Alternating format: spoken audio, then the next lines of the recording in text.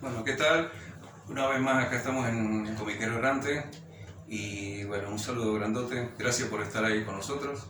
Vamos a tocar en esta oportunidad un poquito una reseña grandota a un gran autor al que seguimos muchísimo desde hace muchísimos años, Katsuhiro Otomo, un gran autor, un guionista, cineasta, un tremendo artista y un influenciador, sobre todo en la cultura cyberpunk. Empezamos, presentando acá a Mariano, que tiene un poquito más de la reseña biográfica, y continuamos con la obra. Sí, sabes que, bueno, primero vamos a lo primero. La verdad que son muy pocas las personas que gustan de este tipo de cosas como nosotros, que no conocen a Katsuhiro Otomo y lo asocian con su ópera prima, que es Akira, ¿verdad? Pero, para ser un poquito rigoristas, entre comillas, vamos a dar algunos datos que se tienen que conocer. Si me van a decir, estas personas están hablando de una persona que no conoce. La verdad que no.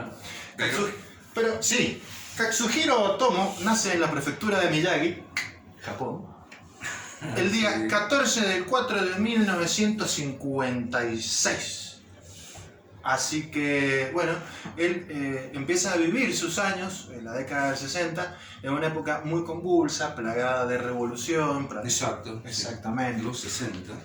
Sí. Para Japón realmente una época bastante definitoria, donde había muchísima antipatía por el gobierno, por cómo se había dejado pisotear, digámoslo así, o manejar después de lo que pasó con la Segunda Guerra Mundial.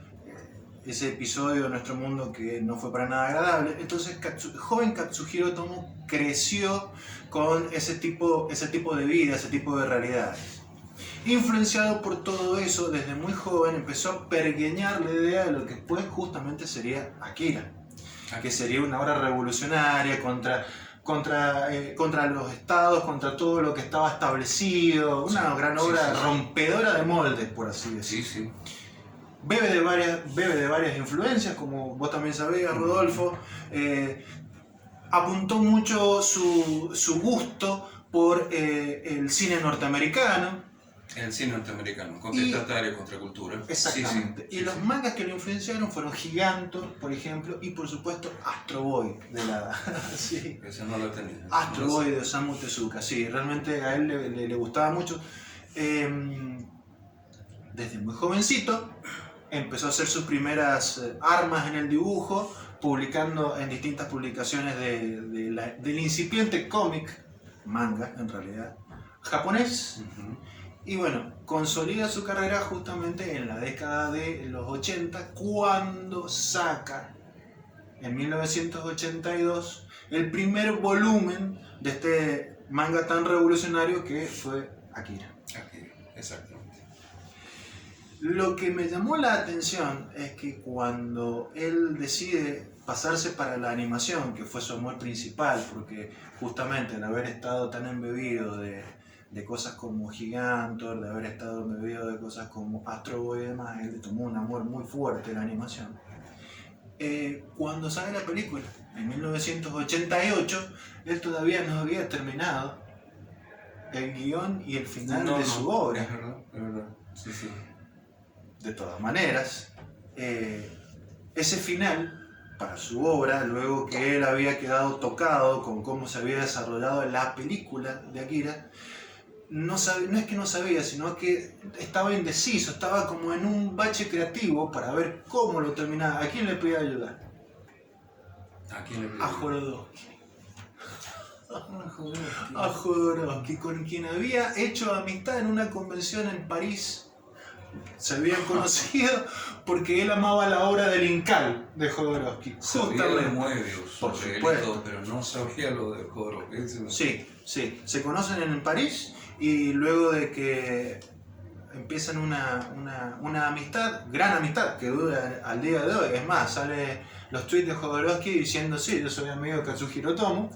Le dice algo así como que lo asesorara para el final de Akira. Entonces el final de Akira, el manga, tiene mucha impronta de Jodorowsky porque fue él el que le dio la idea para terminarlo. Y lo terminó recién en el año 1990. Y de Akira, ¿usted qué me puede comentar, mi querido amigo Rodolfo? De Akira, bueno, ya repasamos un poquito la obra de él, sus influencias, pero le he tocado un poquito el punto lo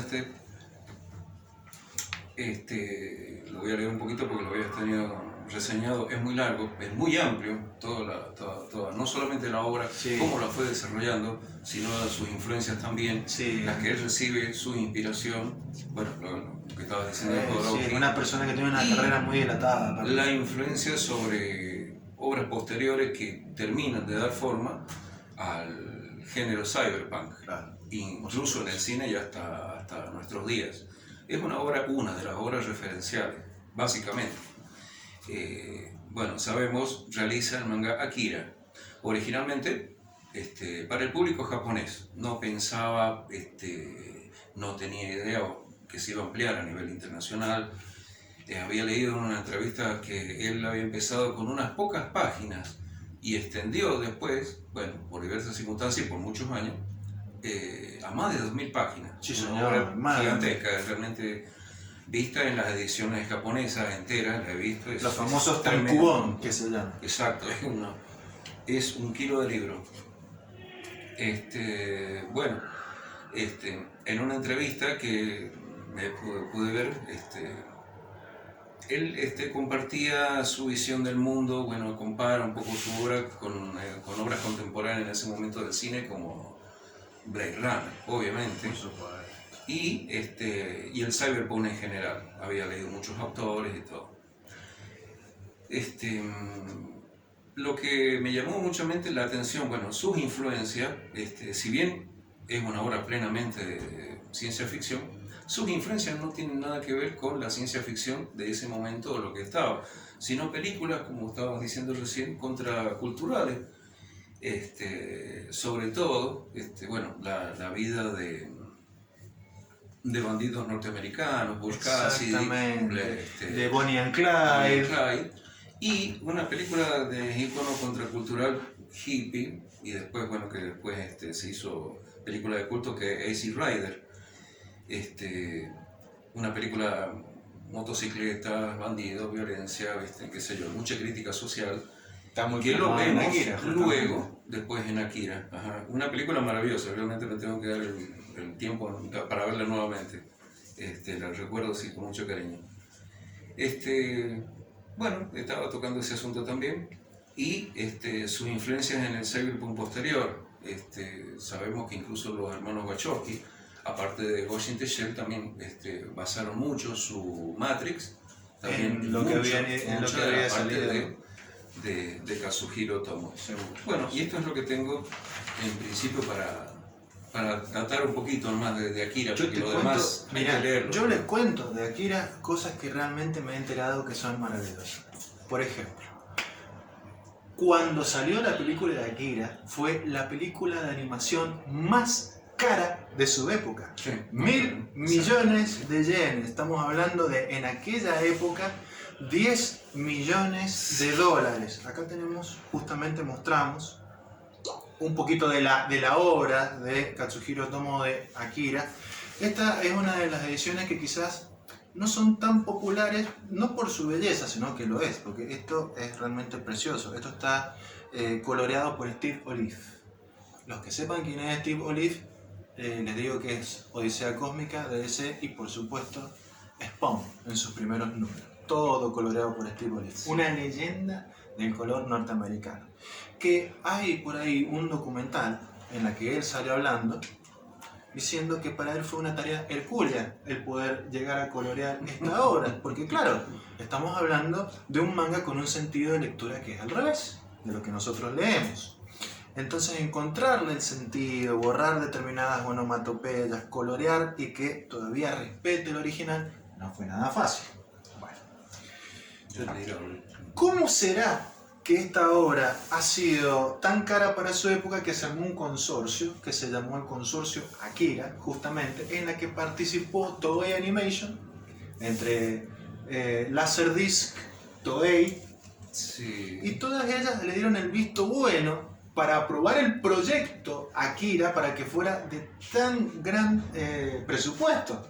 Nunca en la historia del anime japonés una película de animación había tenido un presupuesto tan abultado, pero que rindió con creces, porque solamente en la taquilla japonesa rindió 63 millones de dólares solamente en Japón, no hablar el resto del mundo. Bueno, ¿qué tenemos acá? ¿Qué tenemos aquí? Portadas de ilustraciones, bocetos, las ilustraciones de las ediciones japonesas, las ilustraciones posteriores. ¡Uy, qué maravilla! Sí, realmente es un libro con poco texto, pero es básicamente ilustrativo, de toda la base de génesis de lo que es la obra. Es tremendo, es una babosa, realmente. Otomo, cuando se enteró de que su película estaba siendo evaluada por este comité de Akira, les propuso a ellos que directamente para la distribución de la película fueran al mercado estadounidense. ¿Y saben a quién fue la primera persona que se lo propusieron? ¡Oh, qué maravilla! La primera persona que le propusieron distribuir la película fue Steven Spielberg. Steven Spielberg les dijo, no va a funcionar en Estados Unidos. Sí, exactamente. Bueno, entonces fueron a otra persona. ¿A quién fueron? A George Lucas. George Lucas. ¿Qué dijo George Lucas? No va a funcionar en Estados Unidos. Y después justamente llegó a Streamline Productions, que bueno, y eso ya forma parte de la historia, fue la entrada del anime a Estados Unidos, gracias a esta gran película de animación que sinceramente no tiene época para ser vista porque tiene una calidad tremenda al día de la fecha. Es una otra anécdota que te puedo dar. Justamente la acción se desarrolla en Neo Tokio, la película, justamente que estaban haciendo el anfiteatro, o mejor dicho, el predio deportivo para las Olimpiadas. Sí. Que por razones del guión de la misma película y del mismo manga no pasó porque hubo una guerra, bueno, todo lo que ocurre en la trama. Pero en 2020 estaba construido para las Olimpiadas y no se pudo estrenar en Japón justamente por lo que pasó el año pasado, que es de público conocimiento, que no hace falta decir. Profético. Sí. Profético. Otra cosa que se puede decir de Akira es que tiene la friolera de más 720 colores en su haber para dar la ambientación nocturna tan grande que quería Otomo que se viera reflejada en la película. En la que 50 colores de toda esa tonalidad fueron hechos exclusivamente para la película. Fueron hechos exclusivamente, lo estuve leyendo, es así. Creados para... Y supervisados por él, justamente para que le dieran el aire que él quería que tuviera. No, así que realmente estamos hablando de junto a Macross, la película de animación, son de las vacas sagradas que tienen los nipones a la hora de referirse de anime, de culto y de estudio también. Es verdad, sí. Lo que, volvemos a repetir, fue lo que abrió las puertas del mercado de la producción japonesa hacia el occidente, que le hizo tan popular y referencial, como te digo. Y otras cosas muy locas, por ejemplo, se grabó todo el score de la película, todo el soundtrack, antes de que la película estuviera terminada. Sí, una técnica nueva de doblaje, es verdad. La técnica de doblaje que vos acabas de decir, leí por ahí que se habían grabado todas las voces y todos los sonidos antes de que la animación estuviera completada. Algo que en las películas de animación norteamericanas era bastante común, pero en Japón no. O sea, claro. Incluso fue rompedora desde allí mismo. Innovadora para ellos en ese sentido. Y bueno, y nosotros estamos hablando de Akira puntualmente porque es la referencia cuando vos asociás el nombre de Otomo. Pero él también ha tenido muchas otras contribuciones, ¿no es cierto? Ha tenido muchísimas contribuciones, o sea, la obra es amplísima, es muy grande. Y quiero tocar algunas. Sí, me encantaría porque este tema me encanta.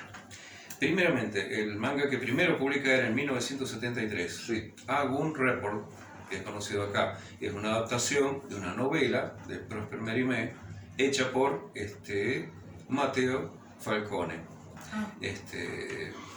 Publica mangas cortos luego, Otomo, después de esa novela, Pero a final de los años 70 publica su primer obra extensa, Domo, Pesadillas.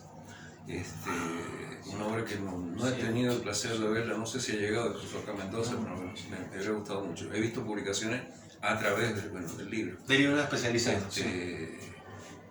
Que es una obra muy rara, es maravillosa. Trata, más que de ciencia ficción, habiendo tenido incluso esa obra, primeramente la primera obra extensa de Domo, recibe un premio, el premio Grand Prix a la ciencia ficción, un premio francés. Bueno, pero más que ciencia ficción contiene trama de terror psicológico, violencia y algo que está después en todas las obras de Otomo, que es la violencia, bueno, justamente la parapsicología y los grandes complejos urbanos. Le gustaba mucho dibujar este edificio. Sí. Él fue estudiante en un primer momento de arquitectura. La arquitectura se le nota, pero sí. Totalmente. En 1982 inicia su obra cumbre Akira, un gigantesco libro de más de 2000 páginas y la obra que lo consolida internacionalmente, realmente, y en donde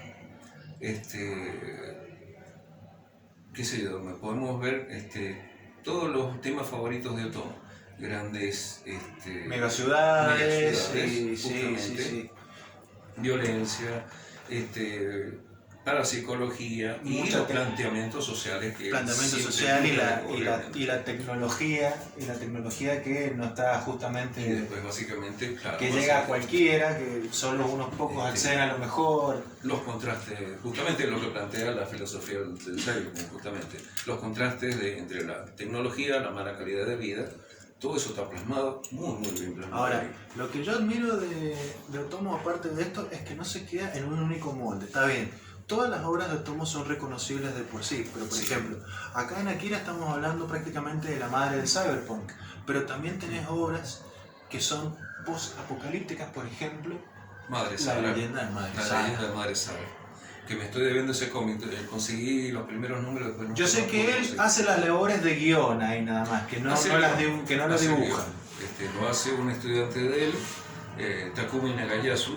Perfecto, un dibujo muy correcto, realmente lo recuerdo muy bien, perfecto, sí, realmente me encantaba. Precioso, sí. Y la obra justamente sale un poco de la ciencia ficción, el post-apocalíptico tema, o sea, el planteamiento de él ahí es muy crudo, muy oscuro, o sea, realmente puede uno sentir hasta el calor de ver los escenarios perfectamente dibujados, como la presión psicológica, las angustias, todo lo que puede vivir esa gente en ese planteamiento. Yo me acuerdo luego de haberlo leído siendo muy jovencito, pero no trataba acerca justamente de Sara, que era una madre que salía en busca de sus hijos, ¿verdad? Salía en busca de sus hijos, los pierde en una estación espacial, pero ella es una especie de militante de una causa antigubernamental, un planteamiento muy serio.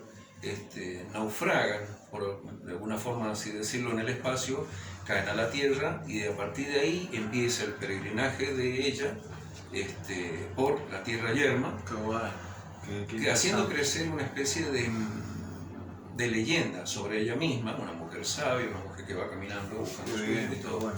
Y es muy dramática al reencontrarse de alguna forma con sus hijos y todo. Hay que seguir el manga. Yo llegué hasta ahí porque, como digo, fueron los primeros números que leí. Sí, hermoso. Me dejó eso es más, según lo poquito que leí, ese planteamiento que has hecho, creo que es el primer volumen nada más, o el primer arco documental. Sí. Bueno. Bueno, y después ya... Osamu Tezuka tenés, por ejemplo, que él también escribió el guión de Metrópolis 2001. Exactamente. Que es una gran película de animación, justamente, de Osamu Tezuka, que él admira y le pareció fantástico poder colaborar con él en esa película. En esa película, exactamente. Que es una película de animación que, si bien no es directamente de él, se siente la mano de Otomo en ella. Totalmente. También están temas de steampunk, justamente. Steam Boy, que tuvo una producción de 10 años. No sabía eso. 10 años, porque él es tan exigente con el tema de la elaboración del arte, Sí. que él no le importaba que las celdas de animación se entregaran en cualquier tiempo, siempre y cuando estuvieran perfectas con el mayor detallado posible. Perfeccionista, sí. Caballero perfeccionista. Muy bien, perfecto. También tengo que recordar, voy a traer la data de una película de acción de live action que se llama World Horror Apartment, o World Apartment Horror, perdón. Es un film basado en un manga también que hizo, sobre la idea de un autor también icónico de allá, Satoshi Kon, y trata sobre un yakuza que debe desalojar un departamento con inmigrantes y el apartamento aparentemente también está encantado. Es una película muy simpática, no la he podido ver. Y sumando esto, bueno, además de Akira, también realiza esta película que acabo de nombrar, los animes Steam Boy, lo que acabo de nombrar. Él hace solamente ahí el guión, junto a la otra película también, Metrópolis, una hermosa, maravillosa película. Bellísima. Sí. Y después, últimamente, hizo Freedom, que el dato muy curioso, muy simpático de esto, fue un encargo publicitario para una famosa empresa de fideo en vasito. Sí, los Nissin Cup Noodles. En el LOA, en el film, lo vamos a ver a los protagonistas permanentemente comiendo gente los fideitos, de la publicidad. porque justamente el producto está colocado en toda la animación, es muy bonito, muy simpático, pero la película está muy bien hecha. Tiene una animación de primera y es la dirección de Shuki Morita. Después voy a hablar de uno de los últimos cortos que hizo él, que está dentro de un film de Short Beat, se llama el film, donde contiene a varios, 4 específicamente autores con su película, y él hace basado en un manga del mismo, del año 81, Adiós a las armas. Una animación maravillosa. Yo tenía el cómic, sí, que vino en una revista española, justamente del cómic europeo, y después me encontré, dentro de muchos años luego, la animación de ese manga, una película maravillosa, una producción tremenda realmente. No la he podido encontrar nuevamente para verla, pero bueno, espero hacerlo pronto. Y una colaboración que hizo en el año 96 para DC, sí, el primer número de Batman Black and White, con el título de Tirt Max. Un muy buen cómic donde él maneja con su esencia, con su idiosincrasia, hace uno de los mejores capítulos de Batman de ese momento. También tiene un gran cariño por la obra, como vos dijiste, por la obra de Moebius. Sí, hay un pequeño cómic dando vuelta por ahí, se llama Flowers, hecho por Otomo, pero que si uno lo ve la impronta de Moebius en él por cómo lo ha planteado y cómo lo ha hecho. Exactamente. En síntesis, realmente, hablar de Katsuhiro Otomo dentro del arte, dentro del noveno arte, dentro de la animación, es muy fuerte, muy dilatado. Esperamos, ¿no es cierto?, que con esta reseña que hemos hecho pequeña, nos quedó en tinta Memories, nos quedó... Sí, es muy amplio, realmente. Otros trabajos que he tenido de animación en películas, nos han quedado cortos, nos han quedado guiones que he escrito y demás, pero por lo menos tratamos de dar una pequeña pincelada de lo que es este mangaka increíble y que bueno, nos gustaría que ustedes lo empiecen a buscar, a coleccionar y a pasarnos comentarios si les gusta y qué es lo que... Rápidamente voy a tocar lo que está haciendo Otomo hoy, hizo hasta el 2013, actualmente ya no se sabe más. Y hay un proyecto para este año, justamente, de una versión nueva de Akira en acción real. No va a plantearse desde el punto de vista del antiguo film, va a retomar, va a volver, según estaba leyendo, al cómic, al manga original. Qué bueno. Y con un elenco asiático, un director neozelandés, Taika Waititi. Y es el que había dirigido la película de Thor, Ragnarok. Justamente. No lo tenía por eso. Bueno, está producida por Warner, es un proyecto serio. Y Orbital era una película de animación, bueno, que está también lista para el verano de este año, supongo, me imagino. Esperemos que sí sea. Y bueno, es todo lo que sabemos de él, de lo que está haciendo ahora. Ya ha ido dejando un poco su carrera, pero su legado es tremendo. Esperamos que esta reseña les haya sido de su agrado. Los invitamos a seguirla viendo. Por supuesto, estamos en el Comiquero Errante desde Planeta Comics que nos presta su local, su escenografía, su lugar hermoso. Gracias, Planeta. Gracias, Planeta. Genial. Feliz cumpleaños nuevamente, Planeta. Nuevamente.